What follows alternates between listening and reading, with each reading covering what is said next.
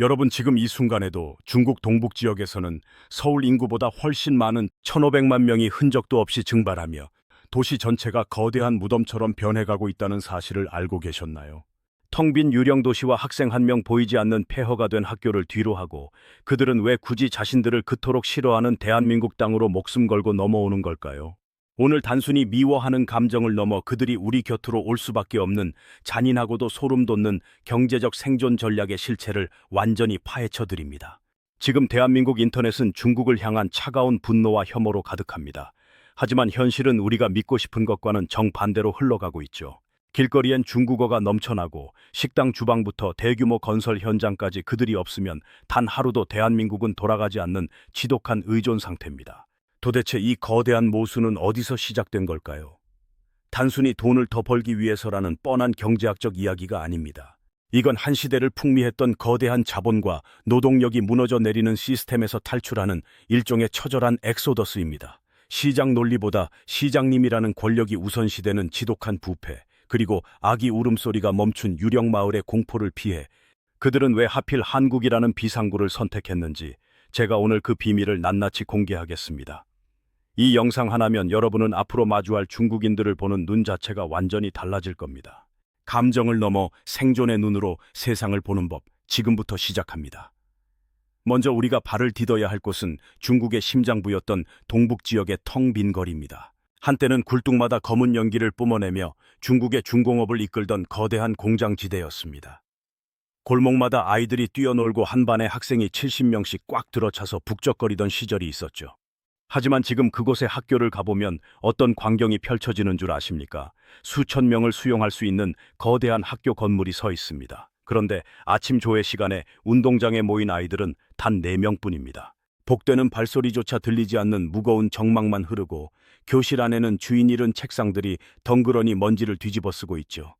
선생님이 학생보다 더 많은 이 기괴하고도 쓸쓸한 풍경.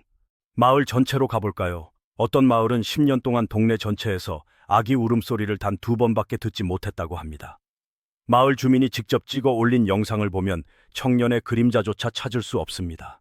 오죽하면 마을에서 젊은이를 보는 게 동북 호랑이를 만나는 것보다 더 어렵다는 뼈아픈 농담이 현지인들 사이에서 유행할 정도죠. 통계는 숫자로 된 비명입니다. 지난 10년 동안 이 지역에서만 무려 1,500만 명이 사라졌습니다.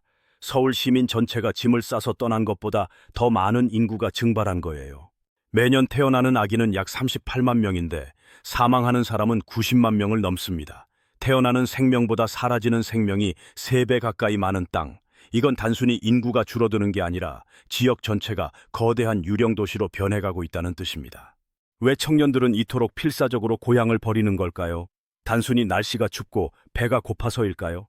아니요. 그보다 훨씬 더 지독한 절망이 그곳을 지배하고 있습니다. 동북 삼성은 중국의 계획경제 체제에서 가장 늦게 빠져나온 지역입니다. 그래서 신산업이나 플랫폼 경제가 비집고 들어올 틈이 전혀 없었죠. 시장의 원리보다 시장님이라는 권력이 우선시되는 지독한 부패, 그리고 아기 울음소리가 멈춘 유령 마을의 공포를 피해 그들은 왜 하필 한국이라는 비상구를 선택했는지 제가 오늘 그 비밀을 낱낱이 공개하겠습니다. 실제로 40억 원이라는 거금을 투자해서 번듯한 대형 식당을 차린 한 사업가의 호소를 들어보세요. 오픈한 지 딱 하루 만에 가게 바로 앞 도로가 꽉 막혀버립니다. 지방정부에서 갑자기 도로 공사를 한다며 바리케이드를 쳤죠. 성실하게 일해서 돈을 벌려 해도 공무원 한 명의 변덕에 내 전 재산이 하룻밤 사이에 날아가는 나라 부패한 관리들이 농민과 상인의 고혈을 짜내는 땅. 젊은이들은 깨달은 겁니다. 여기서 노력하는 건 밑 빠진 독에 물 붓기라는 걸요. 결국 그들은 결단합니다. 썩어 빠진 관리들에게 피를 빨릴 바엔 차라리 짐을 싸서 떠나겠다고요. 그들이 눈을 돌린 곳이 바로 바다 건너 대한민국입니다. 적어도 내가 땀 흘린 만큼은 정직하게 돈을 받을 수 있는 나라, 한국의 건설 현장에서 정당하게 받는 일당이 훨씬 더 안전하고 가치 있다고 그들은 믿는 겁니다. 그런데 말입니다. 수백억 대의 자산을 가진 중국의 부자들까지 지금 필사적으로 한국의 문을 두드리고 있습니다. 왜 그들은 자신의 거대한 자산을 중국 본토가 아닌 우리 강남의 아파트에 쏟아붓고 있는 걸까요? 공산당의 감시를 피해 한국의 시스템 안으로 숨어들려는 그들의 치밀한 자본망명 시나리오를 적나라하게 파헤쳐 보겠습니다. 지금 한국으로 밀려오는 중국인의 행렬 뒤에는 우리가 상상조차 못할 만큼 어마어마한 규모의 자본 이동이 숨어 있습니다. 저는 이걸 자본의 망명 또는 시스템의 역설이라고 부릅니다. 알리바바의 그 대단한 사람조차 정부 눈밖에 나자마자 공개석상에서 사라지고 기업 지배력을 잃었습니다. 중국 최고의 부자가 이 정도라면 지방의 중소자산가들은 어떤 기분을 느낄까요? 내가 아무리 수천억을 벌었어도 법보다 위에 있는 공산당이 마음만 먹으면 내 재산은 하루아침에 국가의 것이 되어 버립니다. 이 시한폭탄 같은 불안감을 피하기 위해 중국의 부자들은 필사적으로 해외 구멍을 찾습니다. 대한민국은 강력한 법치가 작동하는 민주주의 국가이기 때문이죠. 내가 한국의 강남 아파트를 사고 제주도의 땅을 사두면 한국 정부는 내 사유 재산을 함부로 뺏어갈 수 없다는 걸 그들은 너무나 잘 알고 있습니다. 민주주의 헌법이 나의 재산을 지켜준다는 그 절대적인 안전장치 하나를 사기 위해 그들은 기꺼이 수십억 수백억을 한국 부동산 시장에 쏟아붓습니다. 실제로 서울 마포나 강남의 신축 아파트 단지들 외국인 매수 비중을 열어보면 중국인이 압도적 1위입니다. 우리가 부동산 정책으로 머리를 싸매고 대출 규제에 숨이 막힐 때 그들은 현금 다발을 싸들고 와서 신축 아파트의 로열층을 가볍게 쓸어 담습니다. 그들에게 한국 부동산은 거주 공간이 아니라 자신의 생존을 지켜줄 최후의 보루인 셈입니다. 바로 우리가 낸 세금으로 피땀 흘려 만든 사회 안전망과 의료 시스템에 그들이 교묘하게 무임승차하고 있다는 사실이죠. 중국 본토의 의료 현실을 직접 겪어본 사람들은 말합니다. 큰 병이라도 걸리면 의사 얼굴 한번 보려고 새벽부터 줄을 서는 건 기본이고 소위 말하는 빨간 봉투 홍바오를 찔러줘야 겨우 진료가 가능합니다. 돈 없으면 병원 문턱도 못 넘고 온 가족이 파산하는 게 중국의 냉혹한 현실이죠. 그런 사람들이 한국에 오면 어떤 세상을 만날까요? 말 그대로 의료 천국입니다. 우리가 매달 꼬박꼬박 내는 건강보험료로 운영되는 그 시스템 중국에서는 상상도 못할 정밀 검사와 첨단 수술을 한국에서는 아주 저렴한 비용으로 누립니다. 새벽 2시에도 편의점에 가고 경찰이 돈을 요구하지 않는 이 상식적인 나라, 이 모든 인프라가 그들에게는 마치 거저 얻는 선물처럼 느껴질 겁니다. 우리는 공기처럼 당연하게 누리는 이 평범한 안전이 그들에게는 전 재산을 다 바쳐서라도 사고 싶은 최고의 사치품인 셈이죠. 결국 이 상황을 한 문장으로 요약하면 우리는 그들을 원하지 않지만 우리가 만든 시스템은 그들을 강력하게 유혹하고 있다는 겁니다. 우리가 공들여 쌓아 올린 이 편리하고 안전한 문명이 역설적으로 우리를 싫어하는 이방인들까지 빨아들이는 거대한 블랙홀이 되고 있습니다. 하지만 여기서 우리가 정말 뼈아픈 진실을 하나 마주해야 합니다. 그들이 단순히 시스템을 이용만 하는 게 아니라 이제는 우리 사회의 밑바닥을 완전히 장악해버렸다는 사실이죠. 우리가 아무리 그들을 혐오하고 내쫓고 싶어 해도 정작 우리의 일상은 그들이 없이는 단 하루도 버티지 못할 정도로 깊숙이 중독되어 버렸습니다. 건설 현장부터 식당 주방까지 우리가 외면했던 그 험한 일들을 그들이 대신하며 대한민국 경제의 실핏줄을 이미 장악해버린 겁니다. 내일 아침 눈을 떴는데 대한민국에 있는 모든 중국 국적자가 마법처럼 감쪽같이 사라졌다고 칩시다. 단순히 거리가 조용해질까요? 아니요. 여러분의 삶은 그 즉시 마비되기 시작할 겁니다. 지금 대한민국 건설 현장에서 철근을 나르고 시멘트를 붓고 거푸집을 세우는 노동자의 80% 이상이 누구인지 아십니까? 바로 우리가 그토록 밀어내고 싶어 하는 그들입니다. 한국의 청년들은 이제 더럽고 힘들고 위험한 이른바 3D 업종을 거들떠보지도 않습니다. 여러분이 살고 있는 그 견고한 아파트, 그 거실 벽면을 매끄럽게 마감한 손길이 사실은 고향에서 밀려나 비상구를 찾아온 이방인의 손이었다는 사실. 아이러니하게도 우리가 누리는 현대적 문명의 골격 자체가 그들의 땀으로 세워진 셈입니다. 더 가슴 아프고 외면하고 싶은 곳으로 한 발짝 더 들어가 볼까요? 바로 요양병원과 간병시장입니다. 지금 대한민국은 인류 역사상 가장 빠른 속도로 늙어가고 있습니다. 거동이 불편해 침대에 누워 누군가의 도움 없이는 물 한 모금 마시지 못하는 우리의 부모님들. 그분들을 24시간 곁에서 수발을 들어야 하는 현실을 한번 직시해 보십시오. 한국인 간병인을 구해본 적 있으신가요? 한 달에 400만 원, 500만 원을 준다고 해도 사람을 구하기가 하늘의 별 따기보다 힘듭니다. 그 텅 빈 빈자리를 누가 채우고 있습니까? 동북 삼성에서 온 조선족 간병인 이모님들입니다. 말이 통하고 우리와 식성이 비슷하며 무엇보다 한국인보다 낮은 임금에도 묵묵히 그 고된 노동을 견뎌내죠. 여러분이 바쁜 일상을 핑계로 부모님을 뵙고 돌아선 뒤 그분들의 대소변을 받아내고 욕창이 생기지 않게 무거운 몸을 밤새도록 돌려주는 손길, 그건 우리가 그토록 싫어하는 이방인의 투박한 손길이었습니다. 이게 바로 대한민국이 처한 지독한 딜레마의 실체입니다. 머리로는 밀어내고 싶지만 우리의 삶은 이미 그들의 노동력에 마약처럼 중독되어 버렸습니다.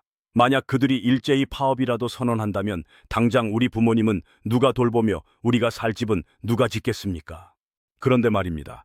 여기서 더 소름 돋는 지점은 그들의 고향 동북 삼성이 겪고 있는 멸망의 시나리오가 지금 우리 대한민국의 인구 절벽 시나리오와 너무나도 똑같이 닮아 있다는 사실입니다. 그들이 탈출해온 그 지옥이 머지않아 우리가 마주할 미래일 수도 있다는 경고죠. 전 세계에서 유례를 찾을 수 없는 합계 출산율 0.7의 벽. 그런데 동북 삼성의 현실은 그보다 훨씬 앞서간 인류 최악의 미래 지옥도와 같습니다. 매년 평균적으로 38만 명이 태어날 때 죽는 사람은 90만 명에 육박하죠. 태어나는 생명보다 사라지는 생명이 3배 가까이 많은 땅. 중국 동북 지역의 한 초등학교는 전교생이 단 1명뿐이라 선생님 3명이 그 아이 1명을 위해 하루 종일 수업을 합니다. 마을 전체로 가볼까요? 10년 동안 동네에서 아기 울음소리를 단 한 번도 듣지 못한 마을이 수두룩합니다. 왜 이런 일이 벌어졌을까요? 단순히 돈이 없어서일까요? 아니요. 그곳을 지배하는 지독한 관료주의와 썩어버린 시스템 때문입니다. 어떤 사업가가 지역 발전을 위해 수천억 원을 투자해 최신식 공장을 지으려 해도 관청의 도장 하나를 받기 위해 수십 명의 관리들에게 뒷돈을 찔러줘야 합니다. 그래서 똑똑한 인재들은 명문대를 졸업하자마자 고향 땅에 침을 뱉고 뒤도 돌아보지 않은 채 상하이나 심천으로 탈출합니다. 인재가 떠나니 산업은 쇠퇴하고 산업이 망하니 도시는 유령처럼 변해갑니다. 사람은 없는데 정치적 치적을 위해 지어 올린 수백 미터짜리 마천루와 아무도 살지 않는 신도시들. 우리 대한민국도 지금 그 위험한 경계선 위에 서 있습니다. 우리가 동북 삼성처럼 관료주의에 매몰되고 변화를 거부하며 내부적인 혐오와 갈등에만 에너지를 쏟는다면 머지않은 미래에 우리가 다른 나라의 비상구를 찾아 방황하는 신세가 될 수도 있습니다. 우리가 마주한 가장 큰 공포는 그들이 우리 땅에 들어오는 게 아닙니다. 진짜 공포는 우리 시스템이 그들보다 먼저 썩어버리는 것이죠. 동북 삼성의 젊은이들이 고향을 등진 결정적인 이유는 가난이 아니라 불공정과 부패였습니다. 우리 사회는 과연 이 절망에서 자유롭습니까? 노동시장의 체질 개선도 더 이상 미룰 수 없는 숙제입니다. 우리가 그들을 건설 현장과 요양병원으로 불러들인 건 우리가 그 일을 천대했기 때문입니다. 이제는 외국인 노동력을 단순히 값싼 부품으로 취급하는 단기적인 시각에서 벗어나야 합니다. 우리의 핵심 인프라가 특정 국가의 인력에 과도하게 의존하지 않도록 산업의 자동화와 로봇 기술의 사활을 걸어야 하죠. 그들이 없으면 멈추는 나라가 아니라 그들이 없어도 우리의 시스템은 굴러가되 그들이 우리의 규칙 안에서 기여할 때만 공생을 허용하는 강력한 주도권을 쥐어야 합니다. 부자 중국인들의 자본 유입에 대해서도 우리는 훨씬 더 영리해져야 합니다. 그들의 자본이 우리의 미래 산업, 즉 스타트업이나 핵심 기술 개발에 강제로 투자되도록 유도하는 정교한 금융 설계가 필요합니다. 비자를 미끼로 그들의 자산을 유치하되 대한민국 경제의 실질적인 체력을 키우는 데 쓰이도록 시스템을 개조해야 합니다. 동북 삼성의 1,500만 명 증발은 우리에게 주는 마지막 경고장입니다. 우리가 매력적인 국가, 공정한 시스템, 그리고 단단한 법치를 유지하고 있는 한 우리는 그들을 우리의 성장을 위한 불꽃으로 쓸 수 있습니다. 하지만 우리가 미래 세대의 희망을 착취하기 시작한다면 우리도 그 황량한 소멸의 길을 뒤따라 걷게 될 뿐이죠. 진짜 적은 외부에 있는 게 아니라 변화를 거부하고 현실에 안주하는 우리 내부의 나태함일지도 모릅니다. 강한 자가 살아남는 게 아니라 자신의 시스템을 가장 정직하게 지켜내는 자만이 이 인구 대재앙의 시대에서 최후의 승자가 될 것입니다. 깨어있는 시민만이 시스템의 몰락을 막을 수 있습니다. 오늘 이 이야기가 여러분의 시야를 조금이라도 넓혀드렸기를 바랍니다. 우리가 깨어있지 않으면 역사는 반복될 뿐입니다. 여러분의 내일이 오늘보다 더 명료하고 단단해지기를 진심으로 응원합니다. 감사합니다. 지금까지 대한민국 경제의 숨겨진 맥락을 짚어드리는 통찰가였습니다.